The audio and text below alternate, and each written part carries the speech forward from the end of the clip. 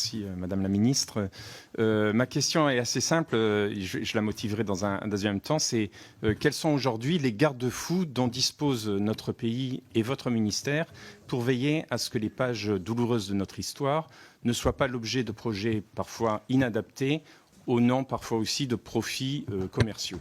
Alors, qu'est-ce qui motive ma question? C'est que j'ai été interpellé récemment par plusieurs associations d'anciens combattants, de vétérans américains, mais aussi de familles d'anciens descendants du commando Kiefer, au sujet d'un projet privé qui s'appellerait le D-Day et qui s'inscrirait a priori dans le 80e anniversaire du débarquement. Alors je me suis renseigné sur ce projet et j'ai constaté qu'en fait il n'a fait l'objet d'aucune présentation publique et de la part des investisseurs et ni d'ailleurs du Conseil régional de Normandie qui soutient le projet. Alors que 100 millions d'euros seraient dépensés sur ce projet.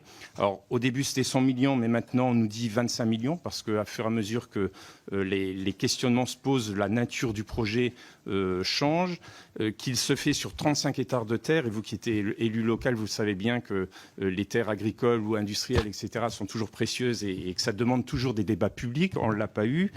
Et que ça déséquilibrera tout simplement les sites muséographiques d'une région qui est déjà riche dans ce sujet et qui a besoin d'un certain équilibre.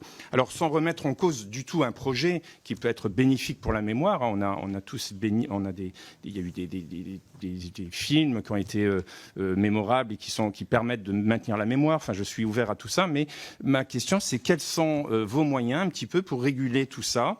Sont-ils suffisants? Sont-ils satisfaisants? Et peut-on finalement imposer une méthodologie pour éviter certaines dérives éventuelles? Je vous remercie.